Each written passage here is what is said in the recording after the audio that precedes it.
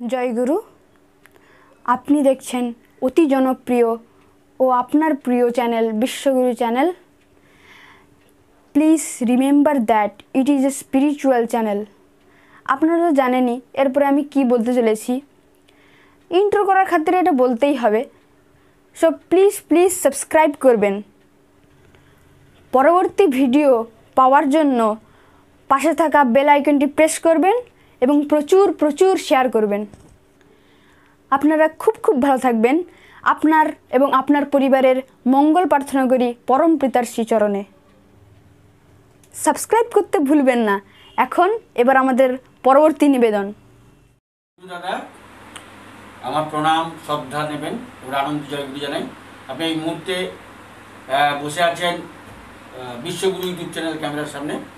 আমার আজকে একটা জিনিস জানতে ইচ্ছে করে। আমরা সত্যানুসরণে পড়েছি, আমার ঠিক মনে নেই কথাটা, তবুও যে তুমি এমন ক্ষমতা যদি লাভ করতে পারো, চন্দ্র সূর্য কক্ষচ্যুত করতে পারো, মানে করতে পারো, হ্যাঁ, কিন্তু তোমার হৃদয়ে যদি প্রেম না থাকে তাহলে তোমার কিছুই হয়নি বা কিছু নেই। এই যে আমি ঠিক বলতে পারলাম না সত্যানুসরণের, আপনি যদি একটু বুঝিয়ে বলেন আজকে। মানে সত্যানুসরণের এক জায়গায় আছে যে তুমি যদি এমন শক্তি লাভ করে থাকো,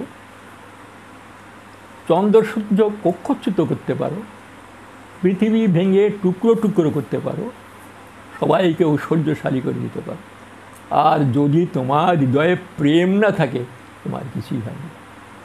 ঠাকুর এটা ঠাকুর এটা বাণী ঠিকই। কারণ প্রেম হচ্ছে সবচেয়ে ভাইটাল জিনিস। আমরা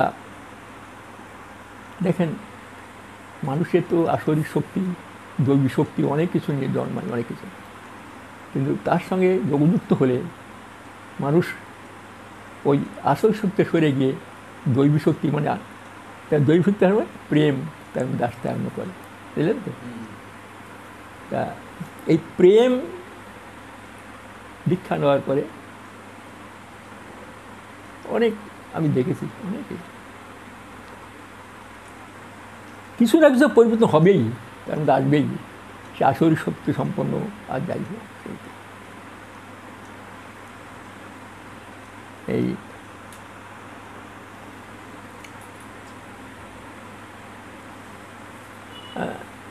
ছোটোকালে মানে পাঠ্য জীবনে আমি পড়েছিলাম একজন সাহিত্যিক, প্রখ্যাত সাহিত্যিক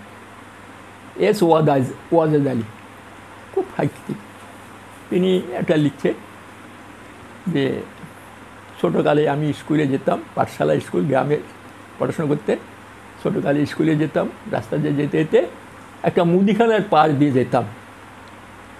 আচ্ছা, মুদিখানার পাশ দিয়ে যেতাম। সেই তিনি লিখছেন, মানে উপরে গল্পটার হেডিংটা ছিল সেই ট্রেডিশন আজও চলে। সেই টেনশন আজও চলে, ট্রেডিশন, সেই ট্র্যাডিশন আজও চলে। তা লিখছেন তিনি, রোজ স্কুলে যেতাম, যেতেই দেখতে একটা মুদিখানার দোকানে ভোরবেলায় যেতেন।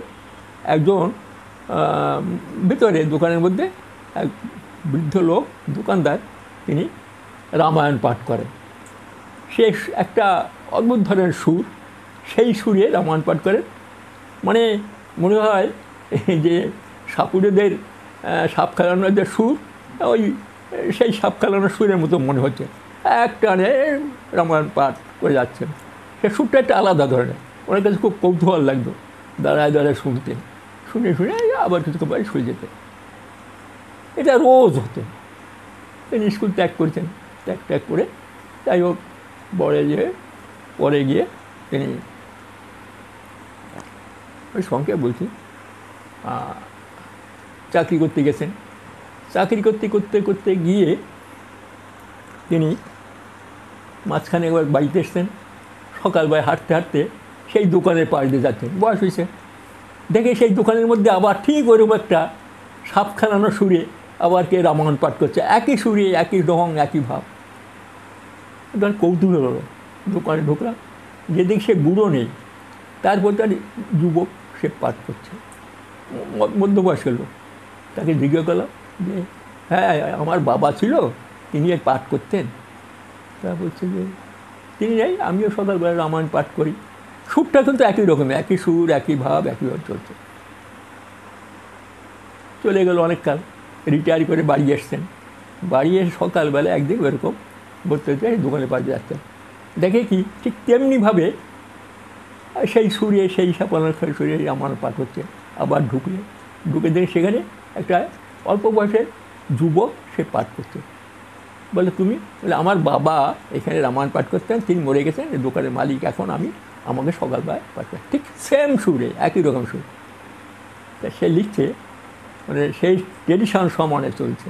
মানে তা আমাদের, আমি বলতে চাচ্ছি আমারটা হচ্ছে সেই ট্রেডিশান, মানে প্রেমের ট্রেডিশান আদৌ চলছে। দেখেন ঠাকুর ছিলেন প্রেমের মূর্ত প্রতীক। একদম। তার কথায় প্রেম, গালাগালিতে প্রেম, তার চাহুরিতে প্রেম, তার আলাপে প্রেম, ব্যবহারে প্রেম, তার সব ধরে পড়তো। এমন প্রেম আমরা দেখেছি, মানে আমরাও ফিল করতাম। কোনো একটা কাজ দিয়েছেন আমাকে, আমি ঠিকমতো হয়নি, তা পরে করে দেবো। বা তিনি বলছেন তুই এভাবে সংসার চালা, আমি যা বলি তার ঠিক চলবে। চলছে না, ঠাকুরের কাছে বলছে আমার সংসারে আর দুঃশালা, ওকে যা কই তাই কর। ওই যে শালা শব্দটা, সে তার মধ্যে এত মধুর, এত অমায়িক, মনে হচ্ছে যে ওই ঠাকুরের কাছে ওই শালা শব্দটা শুনি। অত শালা যদি আমরা কাউকে বলি তার গালাগালিটাও শালা, মানে এত প্রেম মধুর সেইতে, মানে প্রেমের মূর্ত প্রতীক। কত ঘটনা, অসংখ্য ঘটনা। তাকে রাগটা দেখেছি, রেগে গেছে, তার প্রেম ঝরে পড়ছে। সেই রাগ আমাদের মতো হবে না, বুঝলে, একেবারে গিয়েছে। রাগে আমার একদিন দেখেন, আমি আমার স্ত্রী একদিন বিকেলবেলায় গেছি, ঠাকুর বিকেলবেলায় ওই যে কাঁঠাল গাছটা আছে ঠাকুর বাড়ির মধ্যে, যে অনেক কাঁঠাল গাছ অনেক মোটা হয়ে গেছে, ছোটো ছোটো। বিকেলবেলা মাঝে মাঝে ওখানে চেয়ারে বসতেন, সামনে সবাই বসতে হতো। তা আমরা কয়েকজন বসি, আমার স্ত্রী ও মায়েদের নিয়ে সামনে গিয়ে বসছে। ওইখানে আমাদের আশ্রমে ছিলেন রমন সাহার মা বলে একজন, রমন সাহার মা। সে অনেক কাহিনী আছে তার, সে খুব খেতে দিতে পারলো, ঠাকুরকে খাওয়াতেন টাতেন, কিন্তু খাওয়ায় তাকে স্যাটিসফ্যাকশন করতে পারেনি। তা সবসময় বগলে একটা ইয়ে নিয়ে, একেবারে ওই আসন নিয়ে ঘুরে বেড়াতো। সে ঠাকুর সামনে বসবে করে, তার আসন আলাদা। তা আসতে দেরি হয়ে গেছে, সবাইকে ইটি করে কিছুক্ষণ দেখে আমার এর পা দিকে ওর পা দিয়ে আমার স্ত্রী বসে, স্ত্রীর হাতের পায়ে পা দিয়ে সামনে গিয়ে বসে। আর ওরে হারাম জাদি তোরে মেয়ে, আমি হারবে। ওর আমার স্ত্রী হাতে লাগিয়েছে তো করে উঠেছে, আর ঠাকুর সামনে বসে। এই যে তার চোখের মুখে যে ইয়ে, ওরে হারাম জাদি, আর ও হাসছে, বুঝলে। মানে আমরাও সেই মানে হারাম যদি বলাটাও জানো তার কাছে গিয়েছিল। তো এই প্রেম, তার মধ্যে অজস্র প্রেম। একবার হলো কি, অনেক আগের কথা, ঠাকুর বাড়ি তখন গেটের অত গিয়েছিল না, ঠাকুর পার্লারে বসে আছেন। একটা কুকুর সমস্ত শরীরে গায়ে দেয়, ঘাটা ভর্তি হয়ে গেছে, ওই গেট দিয়ে ঢুকছে ঠাকুর বাড়িতে। কতগুলো লোক ঢুকতে দিচ্ছে না, কাছে যেতে পারছে না, ঢিল ছুটছে জোরে জোরে, আর কুকুর ঘেউ ঘেউ করছে। ঠাকুর পার্লারে বসে আছেন, বসে যে ঢিল মারছে, আর ও ঘেউ করছে। ঠাকুর কী ব্যাপার? পায়ের পাশে পেয়ারি ডাক ছিলেন ডাক্তার, নিশ্চয় কিছু একটা হচ্ছে। শুনতে পাচ্ছে কুকুরের ঘেউ ঘেউ, লোক পাঠানো হলো দেখে। ঠাকুর বলে কি এসে বলছে যে একটা কুকুর ঢুকতে পারছে না, সব সমস্ত গায়ে ঘা, ও তারা মারছে, কিছুদিনের আমার ঠাকুর ঢুকবে। এই ধরে নিয়ে তো কুকুরটাকে, এখন কে যাবে ধরতে, তার গায়ের সমস্ত ইয়েটি। যেহেতু ঠাকুর বলেছেন, সেই কাশি টাশি দড়ি টড়ি নিয়ে দূরের থেকে সুরে মেরে কেওড়ায় ফাঁস দিয়ে অনেক কষ্ট করে, তার টানা কেউ কাছে যাচ্ছে না, টানা হাসড়া করতে করতে ঠাকুর সামনে গেছে। ঠাকুর এরকম করতে হবে, মনে হচ্ছে ওর ঠাকুরের সমস্ত শরীরে লেগেছে কষ্টটা, ও ঘেঁকে করছে। এদিকেও দেখায় ঠাকুর অসহায়। হ্যাঁ, তখন ঠাকুর প্যারি থেকে বলছে, বাবা প্যারি এর একটা ব্যবস্থা করো। ঠাকুর প্যারি বলছে, আমি মানুষের ডাক্তার, ও কুকুরটাকে কী করবো, আর সমস্ত শরীরে ঘাটা, দাও বাবা দাও। তখন প্যারিটা কি বাধ্য হয়ে বাজারে পাঠানো ভেটেরিনারি ডাক্তার, পশু চিকিৎসক আসলো, সে এসে দেখায় দিল যে এতে ইঞ্জেকশান দিতে হবে, এটা ব্যবস্থা করি। ও ভালো করে বাঁধে দূরের থেকে দিয়ে নিয়ে একটা জায়গায় রাখা হলো, একটা আলাদা জায়গা, সেখানে ইঞ্জেকশন দেওয়া হতো। দিতে দিতে তাকে সুস্থ হয়ে গেছে। কয়েকদিন পরে ঠাকুর পাঠায় দেবো, সুস্থ হয়ে ছেড়ে দিই, তুমি নিয়ে আসো তো দেখি তাকে। আবার আনা দেখি না, ও তো সব সুস্থ, তাকে ভালো করে আবার ইঞ্জেকশন দিয়ে করে 1 মাস পরে তাকে ছেড়ে দেওয়া। মানে কী একটা পশু, মানে যাকে বলে উপরে সে ইয়ে আনে, তার জন্য তার কী ধরো। গাছপালা প্রত্যেকটা প্রতি দেখেন, ঠাকুর যে পার্লারটা আছে, ওই পার্লারে পিছন দিকটা আম গাছ ছিল। ঠাকুর অসুস্থ হয়নি, হয় ঠাকুরের একজন ডাক্তার ওই কলকাতায় এসে চিকিৎসা করতেন। তিনি দেখে দেখেন ঠাকুর বয়স হয়ে গেছে, বাথরুমে যেতে হয় পার্লার থেকে ওই বলে বাংলো, বড় বাংলোর মধ্যে।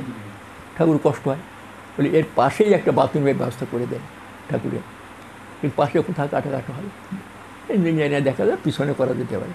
কিন্তু ওর পিছনে একটা আম গাছের ডাল আছে, ডাল তো কাটা যাবে, ঠাকুরের কষ্ট হবে, কী করা যায়। ইঞ্জিনিয়ার দেখে সব ঠিকঠাক হলো, ঠিক আছে। ঠাকুর যখন ঘুমোবে তখন ওই ডালটা কেটে সরিয়ে দিয়ে চলে যাবে। তা ঠিক আছে, ডালটা সব মতলব করলো। ঠাকুর ঘুমন না, সেদিন করাত নিয়ে এসে সব চেষ্টা করলো। ঠাকুরই আর কিছু ঘুম আসতে না, অনেক চেষ্টা করে ওরা, তো ওরা ফিরে চলে গেল। 2 দিন চেষ্টা করো, তা ঠিক করো, ঠিক আছে। ওর গায়ে বস্তা ভিজে রেখে ঠাকুর কি একবার আমরা করা দেখেছে, কিন্তু তাও হয় না। ঠাকুর দেখে কানবার কী রে কী শব্দ এরকম করতে আর বলে মহা মুশকিল পড়ে যায়। 3rd রাত্রে ঠাকুর দেখলেন ভক্ত তো ভক্তের মনোবাসনা, সেদিন ঘুমিয়ে পড়লেন। সেদিন ওরা কটাকট কেটে নিয়ে একবার ওই ঠাকুর বাড়ি অনেক দূরে ডাল ফেলে দিয়ে আসছে। সকালবেলা উঠেছেন ঘুমে উঠে, বর্ষা হয়েছে, তাকে দিন বৃষ্টি কি ঠাকুর বাথরুম ট্রেনে আমি একটু বেড়াতে যাবো, সব তো বেড়ান না। ডাক্তার পেট দেবো, আজ যখন বেড়াবে বাইরে জল কাদা, ঠাকুর বাড়িটা তখন তো ইয়ে ছিল না, রাস্তাঘাট সিমেন্টিক ছিল না, আর একটু বৃষ্টি হলে জল টল লাগবে না। এখন জল কাদা আছে, কোন দিকে যাবেন? না আমি যাব। ঠাকুরের ইয়ে চলেন যাবো ঠাকুর বাড়িতে, যেদিকে আম গাছ কাটা পেয়ার দেয় সেদিকে না নিয়ে অন্য দিকে যাচ্ছেন, আগে আগে চলেন। ঠাকুর আমি এই দিকে যাবো, মানে যেদিকে আম গাছটা কাটা। মহা মুশকিল, কিছুদিন গেছে, গিয়ে দেখে আম গাছটা কাটা, তখন কষ্ট পড়ছে, মানে আম গাছের বড় দাম। ঠাকুর তার দাঁড়িয়ে গেছে, দেখা গেল ওই যে কষ্ট পড়ছে, ঠাকুর 2 চোখ দিকে জল পড়ছে, আর গেলেন না, ঘরে এসে শুয়ে পড়লেন। মানে কী দরদ। আমার একটা ব্যক্তিগত জীবনে আমি বলেছি যে একটা ডাল ভাঙিয়েছিলাম, সজনে গাছের ডাল, আর ঠাকুরে কী মনে হলো যে ভাঙলি ডালটা, হ্যাঁ সজনে গাছের ডাল, মানে সজনে গাছের ডাল মানে ঠাকুরের একটা কাপড় স্নান হয়েছিল, কাপড়টা বাইরে মেলা ছিল, তা একদিকেটা বাঁশের খুঁটি, আর একদিকে একটা সজনে গাছ ছিল, সজনে গাছ দিকে মাথা ছিল। বিজু মা, ঠাকুর বাড়ির মা, বিজু মা সে এমন বলছে, বাবা মেঘ আসছে, ঠাকুরের কাপড়টা শুকোবে, একটু তুলে নিয়ে আসো তাড়াতাড়ি। আমি দৌড়ে গেছি, বয়স কম, যেদিকে খুঁটি ছিল খুঁটির দিক দিয়ে আমি খুলেছি, ওদিকটা আনতে 2-1 ফোঁটা বৃষ্টি পড়ে গেছে। তাড়াতাড়ি কারণ ওই ডালটার ওই মাথাটা শুধু ভেঙে সোজা নিয়ে একাই ওই ঠাকুর বসা, ঠাকুর বাংলা বারান্দায় আমি গিয়ে ওখানে তুলেছি। আমি খেয়াল করি এদিকে ঠাকুর চোখ দূরে বিস্ফারিত, এই তুই ভাঙলি ডালটা ভাঙলি, ছোটো একটা ডাল, কিছু এমন কিছু না, হ্যাঁ সজনে গাছের একটা ছোটো ডাল, মানে চটকে ভাঙা যায় এরকম। মনে হচ্ছে ঠাকুরের হাতখানা আমি মুসুরি ভেঙে দিছি, মানে কী দরদ। একদিন পাবনাটা ঘটনা, একদিন অনেক ঘটনা মনে পড়ে, ওই পাবনাটা ঘটনা, একটা মুসলমান, তখন এদের মুসলমানরাও তো আশেপাশে থাকতো, গরিব, তা শীতকাল এসে গেছে, তা ঠাকুর বাবার কাছে যায় যদি কিছু পাওয়াটা যায়, সত্যি তাই, ওদের তো লুঙ্গি পরে একেবারে একটা গামছা গায়ে দিয়ে আছে, বাঘ মাসের শীত, সকালবেলায় সবাই যারা বসে আছে, কেউ চাদর গায়ে দিয়ে, কোট গায়ে দিয়ে, ঠাকুর তো একটা সাধারণ চাদর গায়ে দিয়ে দিল। দেখি নিজের নামটা ভুলে গেছি, তাকে ডেকে, কী হয়েছে রে? ঠাকুর বাবা পোলাপান সব মরে যাবে, আমার এই শীতে কিছু নেই, এই দেখেন আমি আর কি, তুমি একটু আমাকে ব্যবস্থা করো। তোর গায়ে তো কিছু দেখবে না। আমার নেই, বাড়ির পোলাপনও তাই নেই, আমার তো নেই। ঠাকুর এদিকে তাকাচ্ছেন, কেউ কিছু দিচ্ছে না। অনেক পরে ঠাকুর বলে, দেখ আমার তো কিছু নেই, এই নিয়ে নিজে কাপড় খুলে দিতে চাচ্ছেন, বলে এই গায়ে দে। হ্যাঁ, তখন এক দাদার একখান শাল ছিল, এই দিল, ওই গায়ে জড়াই দিল, ওই দিল। তারপরে ঠাকুর শান্ত হলেন। তারপর সবাই কী করে বাজার থেকে সমস্ত বাড়ির জন্য লেপ টেপ এটা ওঠা দিয়ে দেয়। মানে ঠাকুরকে দেখেছি, মানে মানে কত কাহিনী, এগুলো তার প্রেম। দেখেন তিনি চলে গেলেন অন্তর্ধানের পরে, শ্রী বরদা এলেন। বরদার অনেক কাহিনী, বরদাকে দেখে বোঝা যায় না তার যদি এত প্রেম, মানে প্রেমের ইয়ে। অথচ বাইরে তো খুব রাজবাড়ি, খুব ইয়ে। একদিন ওর একটা চিড়িয়াখানা ছিল, দেখেননি আপনারা, চিড়িয়াখানা উঠে গেছে, এটা বললু তার বাচ্চা হবে। বরদা খোঁজ টোজ নেন। সেদিনে 9টার সময় তিনি ফিরে আসেন, এসে ওই পার্লারে ওই বরদার ওই ঘরটায় বসে ওইখানে পাট কাটায়, আবার সব কাটাটা। তিনি এলেন, এসে দেখি এই যে পাট হওয়ার পরে অন্য মস্কার, এই দেখতো বাল্লুকটা কী হলো, বাল্লুকটা প্রসব করবে, আসন্ন প্রসব, খোঁজ নেন। উনি যখন আসেন তখন থেকে যে বাল্লুটা, মানে বুঝতে পারছেন আজ প্রসব হবে, খুব ব্যথা উঠেছে। কিছুক্ষণ পরে উনি উঠে পড়লেন, আমরা উঠে আসলাম, দেখি বাল্লুকটার ওই খাঁচার মধ্যে আছে, সে উঠছে, বসছে, বাচ্চা হচ্ছে না, মানে প্রসব হচ্ছে, খুব ব্যথা। ঠাকুর বড় দাঁড়ায়, তাড়াতাড়ি লোক দিয়ে ওই যে চাটাই দিয়ে গিয়ে দেওয়া হলো। একটা চেয়ার আনার বড় ওখানে বসলেন, আমাদের দূরে বাস করা, দূরে সাথে কেউ যায়। ভেটারিনারি ডাক্তার আসলো বাজার থেকে, এসে যা করা তা করলো, ওষুধ দিল, দিয়ে 10টা 11টা, সাধারণত 11টা 11:30, আমরা টাইম আছে, 11:30 অবধি স্নান করেন, তারপরে 12টায় খাতা ভোগ করেন। বলছেন না, সবাই বলছে বরদা উঠছেন না, ডাক্তারকে বলবেন, আপনি বুঝে বলেন। ডাক্তার বলছে প্রসবতের দেরি হবে, আপনি যান, ও কোনো আসছেন থাকে না, আমি তো আসি কোনো। বরদা উঠলেন, সেই 12:30 এখন 1টার সময় প্রসব হলো, বরদা প্রসব চলে গেল। যান করেছেন তাই। খাওয়া দাওয়ার পরে লোক পাঠালো, দেখতো, খোঁজ নিত ওই বলুটা কেমন আছে। বিকেলবেলায় খোঁজ নিলেন, আবার আসলেন, ডাক্তার খোঁজ নিলেন, রেগুলার খোঁজ নিলেন, মানে একটা ভল্লুকের ওটা সব ইয়ে ছিল। আবার একটা মনে আছে, একটা ওখানে একটা লেবু গাছ ছিল, বাতাবি লেবু গাছ। লেবু গাছে লেবু তো ফেটে ফেটে পড়ে যেত, ভালো হতো। অত ছেলেরা ওই গিয়ে ফুটবল মারায় খেলতো। তা একবার বরদা যেতে যেতে লেবু গাছটা দেখলাম, এই হাতটা দিতে, তারপরে গাছটা কেটে ফেলে দাও, সবাই চিন্তা করলো, কাটিস না। রোজ বরদা ঠাকুর বাড়িতে আসেন, যাওয়ার সময় একবারই করেন, সেটাকে হাতটা দেন, কী করেন, আবার যান, আবার দেখেন। দেখা হলো পরের বছর ওই লেবু গাছে লেবু ফুললো, ভালো হলো, ফাটলো না, খুব রসে ভরা, খুব মিষ্টি লেবু খেতে। মানে অদ্ভুত তার এই যেটি। একবার তিনি বাড়ির থেকে আসেন, আসার সময় ওই গ্যারেজের পাশ দিয়ে আসছে, ওইখান থেকে যখন আসে পিছনে লোকগুলো থাকে, একটা শালিক পাখি এসে, উনি আসছেন, শালিক পাখি আমরা গাড়ি পরে বসছে, উনি হাঁটছেন, উনি খেয়াল করে হাঁটছেন, শালিক পটে আসে, যেমন মাঠে গরু চড়ায়, গরুর পিঠে শালিক পড়ে, গরুও চড়ে ও শালিক পড়ে না। উনি আসছেন, করতে সব লোক দেখছে, একটা শালিক এসে পড়েছে ঘাড়ের পরে। ঠাকুর বাড়ি যখন ঢুকছেন, শালিকটা উঠে চলে যাবে। ঠাকুর প্রণাম করে বসছে, তখন প্রফুল্লদার জেগে যায়, প্রফুল্লদার সঙ্গে, বরদা আপনার গাড়ের পর একটা পাখি পড়লো, শালিক আপনি টের পেয়েছিলেন? হ্যাঁ, ওরা তো হামেশা আসে, হামেশা চলে যায়। মানে কী প্রেম দেখেন। একবার শেষ জীবনে তাকে দেখেছি, ওই চিড়িয়াখানার পাশ দিয়ে তাকে ট্রলি করে নিয়ে যাচ্ছে, হরিণগুলো ফেন্সিংয়ের ওপর হরিণ, উনি এদিকে পাশ দিয়ে যাচ্ছেন, আর হরিণগুলো এসে তার কাছে যাচ্ছে।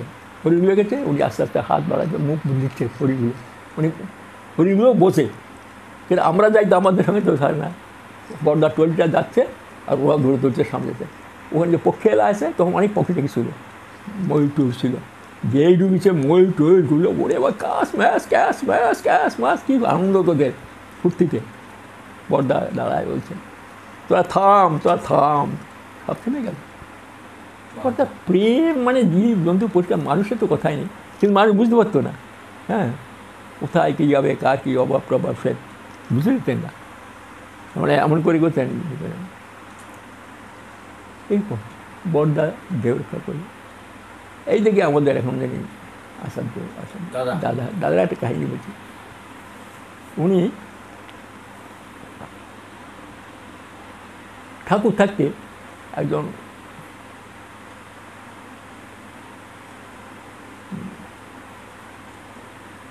নামটা ভুলে গেলাম, একটা কর্মী আর কি, একজন ইয়ে বাংলাদেশে ছিল, ঠাকুরের কাছে আসছে, কোথায় থাকবো কোথায় লেখাপড়া যায় না বেশি, বরদাদাকে রেখে ঠাকুরের ওই বিছানাটা পরিষ্কার করে, ঠাকুরের বাথরুম পরিষ্কার করে, ইয়ে করে ওকে, তারপরে আবার কীর্তন টীর্তন করতো, গান ঠান করতো, ইয়ে অনেকদিন ধরে ঠাকুর দেহ রক্ষা করে কান্নাকাটি করতাম। বরদাদাকে পাঁজা দিলেন, আচ্ছা পাঁজা দিয়ে তো ঠাকুরই কাজ কর, হ্যাঁ তা ঠাকুরই ঠিক আছে। বরদাকে বিয়েও দিলেন, আশ্রমে তো ওই রকম একটা মেয়ের সঙ্গে বিয়ে দিলেন, দুটো ছেলে পেলেও হলো, সে থাকে ডাকে এই করে। কিন্তু তার ভিতরে অহংবোধ এসে গেল, সে কিছুদিন পরে ছেলে মেয়ে বউ রেখে ও চলে গেল মধ্যপ্রদেশে, ওই সেখানে কিছু রিফিউজি গেছে, ক্যাম্প করছে, সেখানে গেল, সেখানে গিয়ে দীক্ষা টিক্ষা দিয়ে খুব থাকে না। আর এদিকে বুলেট উলে গেল, ছেলে মেয়ে বউ আশ্রমে আনন্দবাজার খায় থাকে নাকি বলটাকে, ও ওইখানে আর আসে না, অনেকদিন পরে ওখানে বিয়েও করলো, বিয়ে টিয়ে করে একদিন বুলেট উলে গেল, তারপর তো যায় অনেক বছর হয়ে গেছে আর আসে না, সাহস মানে বড়দা কী বলবো সে। তারপরে সেই ইয়েতে দাদা যখন বড়দা চলে যায়, দাদা চলে এসছে, এইসব বহু রোগে আক্রান্ত হয়েছে, কী করবে এখন উপায় নেই, যে দাদার কাছে যাই। আর দাদা মানে আমাদের ইয়াকে আসাদুদের, যে তিনি যদি করেন সেইতে সুরেন, ওর নাম সুরেন মিস্ত্রি বলি, বলি মিস্ত্রি টাইটাই। ও এসছে, এসে করেছে কি, দাদা সবাই মাত্র কয়েকদিন হলো তিনি ওখানে বসছেন, ওই যেখানে এখন ওই জায়গাটা তখন ত্রিপলটাও দেওয়া শোনো, বাইরে এসে বসেন, একটা চেয়ারে বসে, লোকজন বসে, শীতকাল। ও দূরে এসে সবাইকে ধাক্কা টাক্কা মেরে সোজা গিয়ে দাদা সামনে শতাঙ্গ প্রণাম করে, দাদা আপনি ভগবান, আপনি মা বাবা, আপনি সব, আমাকে বাঁচান, আমি মরে গেলাম। দেখা যায় কি গড়াগড়ি করছে, আর সবাই অবাক। তা বলছে কি, আরে সুরেন্দ্রে কী ব্যাপার তোমার? দাদা আমার কঠিন রোগ হয়েছে। কী হয়েছে? আমার সুগার হয়েছে। কত রে তোমার সুগার? ও 500-600 হবে না, 600-700 হবে। দূর 600-700 হলে নাকি, তাহলে একটু কম হবে। হ্যাঁ তো ওটো দেখি ব্যাপারটা, আমার এক ডাক্তার, আমার বাঁচান, আমাকে এই দেন, তোমাকে আমি কী করতে পারি? আমাকে মাসে মাসে 500 টাকা করে ব্যবস্থা করে দেন, আমি পারি না। তোমাকে আমি টাকা পয়সা ব্যবহার করতে পারি না। ও তো কার্তিক সরকার আছে সেক্রেটারি, তার কাছে দাও। না দাদা আপনি বাঁচান, দাদা আমি একটু কার্তিক দেখবো না। আমার কথা কেন, আমি তো না, বাবা যা আসায় আমাকে বলছে টাকা পয়সা তুমি দেখো না, এই সমস্ত যারা আছে সত্যি তাদের দেখাশোনা করার দায়িত্ব আমি দেখে দিতে পারবো। খুবই করছে। তারপর রোগগুলো বিক্রি হচ্ছে, সবাই দাদা বলছে, তার সঙ্গে অন্য কথাটা বলছে, কারোর নিজের বাড়ির কথা, কারোর ব্যক্তিগত কথা। সে বলছে যে সে একাই চেঁচাচ্ছে। তার কিছুক্ষণ পরে বলছে, ওই যে আমাকে প্রণামী দিয়েছে, ওই টাকাটা তোমাকে আমি দিতে পারি, আমার আর কিছু নেই। ও না মাসে মাসে এটা ভাববে না দাদা। তারপরে কয়জন করছে, ওকে শুনছে না, ওকে চ্যাংকলা করে ওখানে দৌড়িয়ে নিয়ে গেটের বাইরে রেখে এসছে।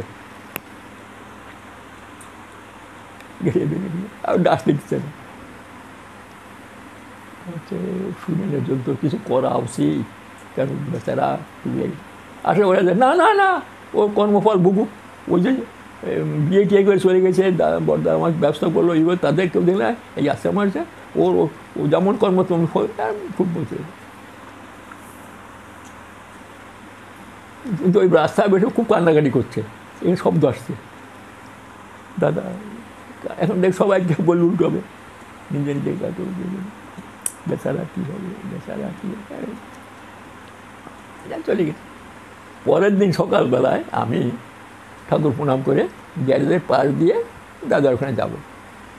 গ্যারেজে শীতকাল, গ্যারেজের ওখানে সুইরেন রোদ পড়ছে। আমি ওকে ও সুইরেন দা কী খবর, হলো কিছু ব্যবস্থা? আরে দাদা উনি স্বয়ং ভগবান জানেন, কিছু না করে পারবে, এই কী হাসি করে চলে গেল। মানে তো ব্যাপার হচ্ছে এদের তো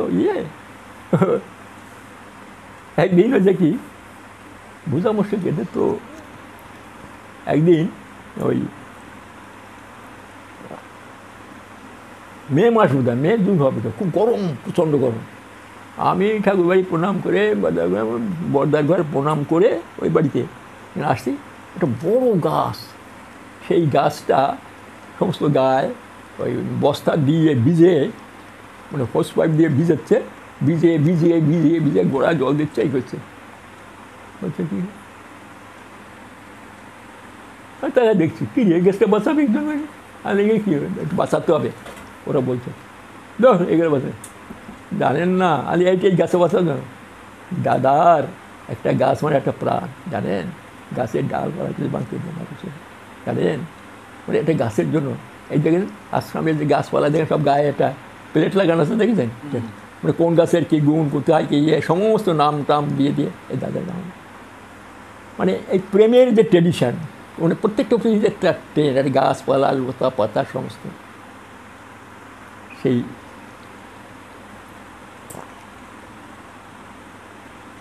একদিন আমাদের শ্যামনগরতে আমি থাকি, শ্যামনগরে একজন গুরু ভাই, ওর নাম মারা গেছে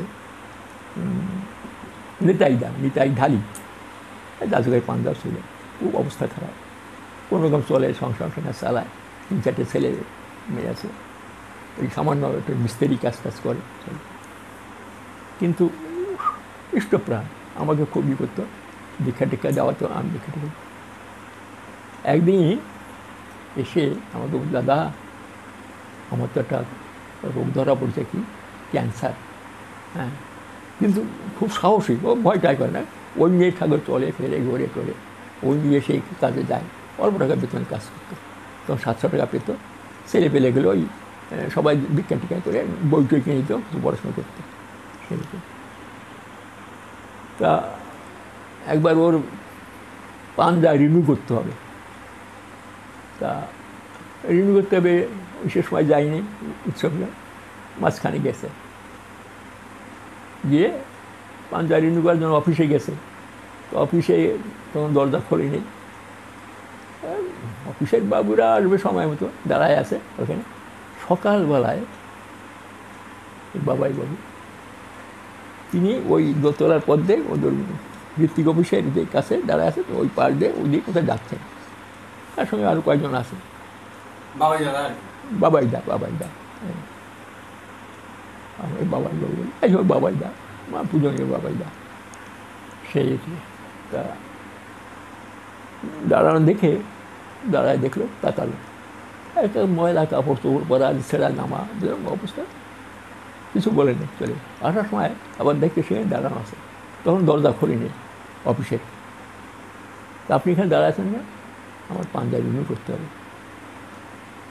দেখলেন ওই যে প্রায় তখন 11টা বেজে গেছে, তখন দরজা খুলে গিয়ে ওই সামনে ঢুকতে, গেটে ছুটতে যে চায়ের দোকানটা আছে ওখানে সব ওরা বসে আছে, যে গেটে যে ছেলেটা খোলে, যে ছেলে পাঞ্জা রিনিউ করে, সে ঢুকছে, তাকে ডেকে বললো, আপনিও সময় মতো খুলবেন, লোক তো দাঁড়ায় থাকে, আসো কত দূর থেকে, যাই হোক কি বলেছে, হ্যাঁ আচ্ছা গেছে, গিয়ে দেখো দাঁড়ায় আছে, ওকে আপনি দাঁড়ায় আছেন, আমার পাঞ্জাবি, ও আপনি নালিশ করেছেন, হ্যাঁ ধরো না, এই নালিশ করা এবারে খুব ওকে তাসা দিচ্ছে, না আমি তো নালিশ করিনি, কিছু করিনি, তা যাক নিয়ে পাঞ্জাবি নিয়ে যাচ্ছে, সেই সময় ওই পাশ দিয়ে যাচ্ছে, ওই ইসে দোকানে পাল্টে, তখন একটা ছেলেকে দিয়ে ওনাকে ডাকতো, ডাকিছে আমি পাঞ্জাব ইউনিভার্সিটি হয়ে গেছে। তা বলছে যে আপনি এরকম কাপড় চোপড় করেন, তখন বলে আমার তো অবস্থা খারাপ, এরকম পাল্টা এরকম, আমরা তো পাঞ্জা তাই নিয়ে তো ঠাকুর সৎসঙ্গে যান, যাওয়াটা ঠিক নাই না। একটা ছেলেকে ডেকে একটা ধুতি একটা পাঞ্জাবি এইটা পরে আপনি ইসে যাবেন, সৎসঙ্গ করতে যাবেন, হ্যাঁ এটা সৎসঙ্গের জন্য ডাকেন। তারপর তো তা আপনার তখন বলছে আমার কী রোগ হয়েছে আপনার? বলুন, আপনি যান ওই একে একটু দেখান আমাদের ডাক্তার, না আমাদের যে ডাক্তার আছে মানে ওই হাসপাতালের ডাক্তার মেয়ে নিয়ে কি বিশ্বাস, সেই কি না ঠিক আছে, ডাক্তারকে দেখাইছে, দেখাতে কিছু ওষুধের লিস্ট দিয়েছে, এই ওষুধগুলো একটা ছেলে এই দোকান থেকে ওরা দিতে। আর শুনুন, আপনি যখন ওষুধ ফুরে যায় আবার এসে নিয়ে যাবেন, আমাকে বলবেন, আমি ওষুধ ফুরে যাবো। হ্যাঁ, একদিন মানে ওর একবার যে দুইবার মাত্র ওষুধ নেওয়ার সুযোগ পাইছিল, তার মানে শেষ লাইফে শেষের দিকে এসে গেছে, মারাও যায়। কিন্তু একদিন সৎসঙ্গে বসে কাঁদছে আর বলছে আমি একটা অযাচিত, একটা অপরিচিত, বাবা এই বাবুর কী দরকার, তা আমাকে দিল, দেওয়ার পরে আরও ওষুধ দিল, এরকম মানে এই যে প্রেমের যে ট্রেডিশান বংশ মানে একটা চলে আসছে, ঠাকুরের যে সন্তান সন্ততি রক্তবাহীরা তাদের মধ্যে প্রবাহিত হয়ে যাচ্ছে এরকম, এই সেই ট্রেডিশান, প্রেমের ট্রেডিশান শুধু এইখানে শেষ নয়। এই যে প্রেমের ট্রেডিশান শুধু তার সন্তান সন্ততিদের মধ্যে না, লক্ষ লক্ষ যে কৃতি সন্তানেরা তাকে যা গ্রহণ করে তারাও তার কৃতি সন্তান, তাদের মধ্যে আস্তে আস্তে প্রেম প্রবাহিত হচ্ছে এবং দেখাও যায় দীক্ষা নেওয়ার সঙ্গে সঙ্গে তার মধ্যে একটা প্রেমের স্পর্শ ঢুকে যাচ্ছে। অনেকে বলছে কই আমার তো বুঝতে হয় না, বুঝতে পারা যায় না। একটা আসরিক সম্পন্ন লোকও তার হয়। আমি একটা ছোট্ট একটা এক্সাম্পল শেষ করে দিচ্ছি। মানে একদিন একটা লোক নিয়ে এসছে আমাকে দীক্ষা নেবে করে, হ্যাঁ দীক্ষা নেবে, আর আমি তো দীক্ষা টিকা নিয়ে তাড়াতাড়ি দীক্ষা টিকা নিয়ে চলে গেছে। দেখি 7-8 দিন পরে একদিন আমার কাছে এসছে, এসে বললো যে দাদা আমি কী করবো, আমার সংসার চলে না, কী করা যাবে, কী করবো বলতো? তুমি কী করো? ওরা গ্রামে থাকে, মানে গ্রামে ওখানে মনসা স্থাপন আছে নাকি বললো, সেইখানে রোজ মানে প্রায় রোজ লোকে মানসিক দিতে আসে, পাঠা বলি হয়, ওই বলি কাজ আমি করি। বলি করলে 5 টাকা পাই আর ওই মাথাটা পাই, হ্যাঁ দরটা নিয়ে যায়, মাথাটা পাই, মাথাটা বিক্রি করলেও আর 5 টাকা পাওয়া যায়। হ্যাঁ বলছেন এই যে আমার সংসার চলে প্রায় রোজ, প্রায় আমার 10-12 টাকা, তাতে আমার সংসার চলে যায়। দাদা তো আমি আর কিছু বললাম না, আমি তো এখন ওই পাটা কাটতে পারছি না। কেন? ওই যে দীক্ষা নেওয়ার পরে মনটা কেমন যেন অন্যরকম হয়ে গেছে। আমি সত্য না, দেখো কয়েকদিনের মধ্যে ওটা ওদের বংশের নাকি আছে, ওর বাবা করতো ইয়ে করতো, এই বংশের ইয়েতে ওটা ওদের পেশা, ওইটাই হচ্ছে ওদের ইয়ে আর কি, সংসার চলে। আমি তাকায় আসি দিয়ে, তা তুমি কী চিন্তা করছো? আমি আর কি বলবো, কি আমার তো কোনো ইয়ে নেই। দাদা আমি একটা চিন্তা করেছি, বুঝলেন, আমি যদি বাজারে ওই বড় ইয়ে আড়তে সবজি কিনে এই হাটে গিয়ে যদি বিক্রি করি, তাতে তো আমার ও টাকা হয়ে যাই করো, আর ওটা আমি আমার ভাই বউকে দিয়ে দেবো, তাকে বলবো তোর অর্ধেক আমার অর্ধেক। হ্যাঁ আমি বললাম করো, তাই করো। কিছুদিন পরে এসে ব্যবসা চলছে, দাদা আমি ভাই বউ তুই সবটা নিয়ে নে, কারণ ওই বলিটা ইয়ে দিয়ে আমার ঠাকুর জানো আমাকে নিষেধ করতে, মানে এরকম বলছিল। আমি বললাম বাহ, মানে এই যে দীক্ষা নেওয়া যায় যেমন রক্তগত। কিছুদিন পর ওর ভাই বউ দীক্ষা নিল, ভাই বউ ছেড়ে দিয়ে ওই ব্যবসা, ওই সবজির ব্যবসা করতে আরম্ভ করলো, সংসার চলে ভালো। আস্তে আস্তে ওদের পরিবার থেকে ওদের বংশের ওটাও লোক হয়ে গেল। এই যে দীক্ষা মানে প্রেম, প্রেম কীভাবে প্রবাহিত হয়, এই ছোটো একটা এক্সাম্পল দেন। প্রত্যেক মানুষের মধ্যে আসল সম্পন্ন থাকে, দৈবী সম্পন্ন লোক থাকে, বিভিন্ন লোকের লোক দেখানে, কিন্তু প্রেম কিন্তু সেই জানে। আর এই প্রেম দিয়ে দিয়ে দিয়ে একদিন এমন একদিন আসবে জগতে, যে আজকে যে জগতের অরাজকতা, জগতের কেওয়াজ যা কিছু, মানুষ তো সব হয়ে গেছে। সেই জন্যই ঠাকুর বলেন দুয়ারে দীক্ষা দাও, দিয়ে দিয়ে অন্তত তার মধ্যে কিছুটা ঢুকুক তার রক্তের মধ্যে। প্রেম প্রেম প্রেম ছাড়া হয় না, প্রেম মৃত্যুহীন, প্রেম হচ্ছে জয় গুরু, জয়। আজকে দারুণ